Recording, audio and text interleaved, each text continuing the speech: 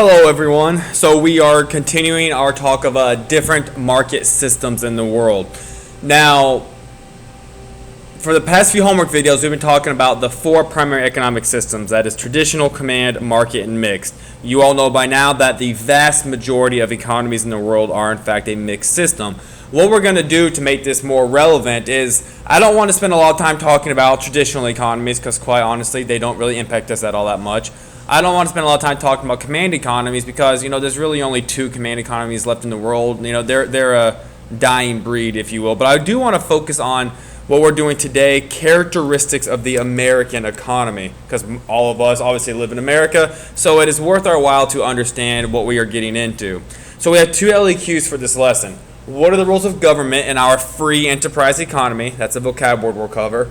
And then what roles do private property, the profit incentive, and competition play, what do they play in the American economy?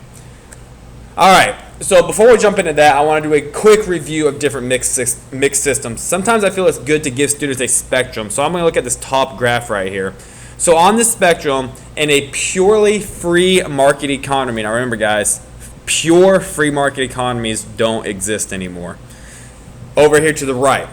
Now to the left, we had the centrally planned economies, aka command economy. So if you ever hear someone say centrally planned, that also means command economies. The government is the one doing the central planning. Now again, over here on the left, we pretty much only have North Korea and Cuba. Now almost all countries in the world are somewhere here in the middle. So let's take a look at this bottom graph. This is just a random sample of countries I want to show you guys how there's a spectrum depending on different government policies and controls. Some may be more market leaning than others. Some countries may be more command leaning than others. Now obviously we talk about North Korea and Cuba all the time in class. In the early 1980s, I'm looking at the top of the graph, they were very, very command based. Now a lot of them are still command based. Now let's go to the mid 2000s, so we'll say the past 10 years or so. China, and I've even said this in class, China, 20, 30 years ago, they were very command-based back when they had a strong communist government. But now in modern times, they are much closer to the totally free market side. The USA, we have remained relatively stable over the course of the past 20 years or so. So as you guys can see, based on this, the United States, we are primarily free market-based. However, we do have some command policies which tends to make us inch towards the left a little bit. Okay, so let's move on. So I just want to show you guys that spectrum to give you a good overview of what you're actually looking at in the real world. So let's go on to cover characteristics of the American economy. So I would like to rephrase that. We are in fact going to call this characteristics of the market economy, of a pure market economy.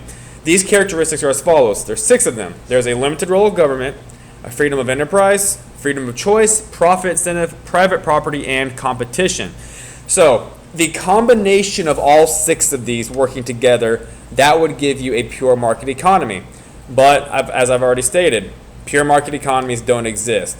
So America, we are market-based. We have varying degrees of these 6 components.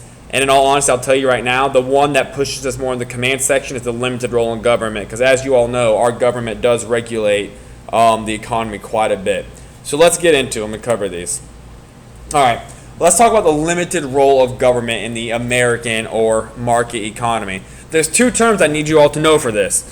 Now in economics, we have a bad habit of assigning all these different vocab terms to represent simple ideas, or we have too many synonyms in economics. So when you all hear the term capitalism or free enterprise system, that is simply another term to describe a market economy. Now you guys know what a free market economic system looks like by now. So if you hear the term capitalism or free enterprise, it's referring to the same thing. There's another term that you're probably going to hear in your adult lives if you watch the news, and this is a French term, and it is pronounced laissez faire. So it's not laissez faire or anything like that. It's pronounced laissez faire. It is a French term. And it's a French term that was coined in the 1700s by a famous economist, and it basically means let the people do as they choose. In other words, laissez-faire is a term used to describe the ideal pure market economy. So in the American economy, as you guys know, we do have some limited role of government, but the role of our government is a lot higher than in other countries. So here's what that means. Private individuals, that is you and I, people making a business, we own the factors of production and we answer 3 basic questions. Now here's a caveat. If this were a pure market system where you guys see the 3 lines the 3 dots out here, this sentence would end. In a pure market system, private individuals own the factors of production and answer 3 basic questions. Done. End of story.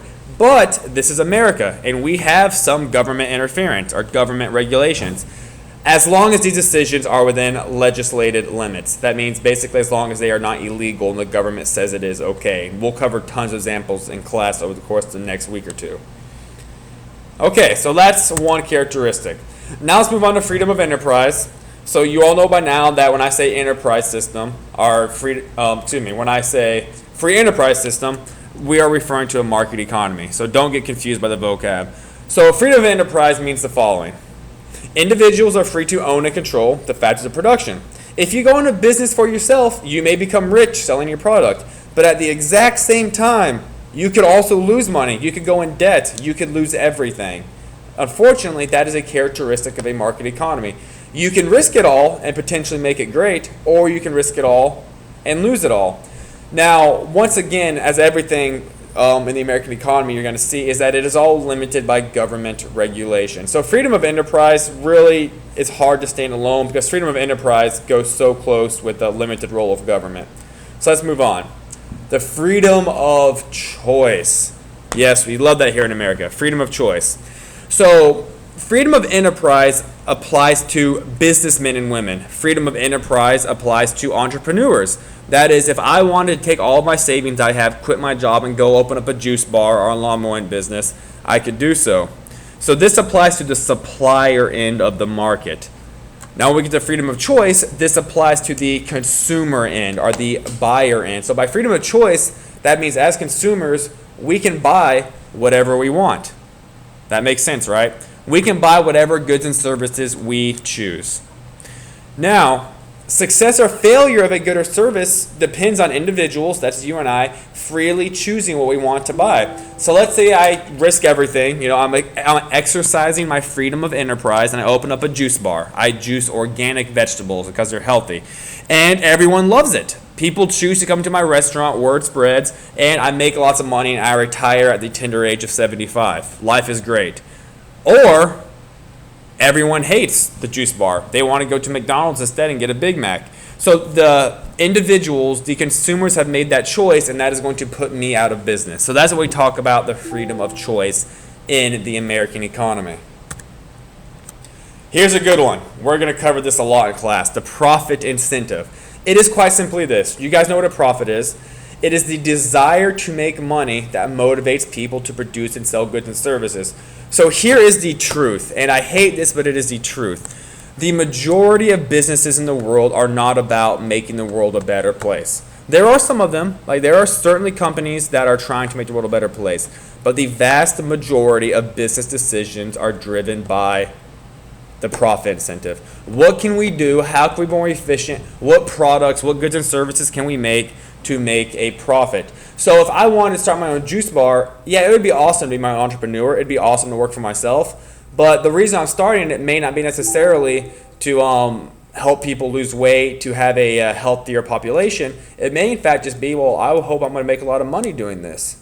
So again, that varies from person to person, but it is one thing to understand that the majority of business decisions in the American economy are driven by the profit incentive. Okay, here's another characteristic of the American economy. This is characteristic 5 out of 6. Remember, there's 6 total. Now, those of us born and raised in America, we take this for granted. Private property. That means if you own a home on some land, you own private property. A business who buys out a building to have their business, they own private property. Remember, in a command economy or more command-based economies, the government could actually own the property. The government could own the building. But we get to own whatever we buy here in America. So private property rights are something we're going to cover a lot in this class. And it is the rights of humans to risk investment, to own productive assets, to learn new ways of producing, and to enjoy the benefits if these choices result in profits. So again, the juice bar example. Let's say I find some small office space in a lakeside village is up for sale. Some business fails and I come in and I buy it. Well, that's great. I now own that little piece of property. and I am free to pursue the profit incentive of my own accord as long as it doesn't violate any government rules or regulations, because I own that property. I own those means. I own those factors of production. Let's move on to the final one. Competition. So competition in economics is this. It is the rivalry among producers or sellers of similar goods and services to win more business. Competition is a great thing, and in fact, I don't want you all to get too bogged down with the details yet, because we're going to have an entire section devoted to the study of nothing but competition later in the year. But for now, I want you guys to know this. Think about all the different fast food restaurants out there. McDonald's, Burger King, Taco Bell, Wendy's. They are all competitors. They all fight for our business. Who has a better hamburger? Who's going to have the better sales? Who makes the best coffee? Who has the most convenient drive-thru? Who has the nicest restrooms? These are all ways that these firms battle to give us, you and I, the consumers, the best prices and best choices possible. So again, guys, competition is a great thing. Competition is a good thing. If McDonald's were the only fast food restaurant we had available to us, they could charge almost whatever they wanted as long as we were still willing to buy it. But competition leads to an efficient use of resources because competitors are constantly trying to one-up one another. They're constantly trying to do better. This competition between competitors is, again, it's great for consumers because we get to benefit from these companies, these suppliers, these sellers, bettering their goods and services. All right, so I covered that probably way more quickly than I should have. I would just like to give you guys a quick review of what we just did. We just covered 6 characteristics of the American economy. Those 6 characteristics are a limited role of government. Now keep in mind, in the American economy, we have a fairly large role of government. Freedom of enterprise, again, that's another fancy term for saying free market system. Freedom of choice, that is that buyers, we can choose whose good or services we want to buy. The profit incentive, that the majority of business decisions are decided based on pursuing profits. We have private property, and we have competition. That's all I have for you this evening. Please have a good night, and I'll see you all in class tomorrow.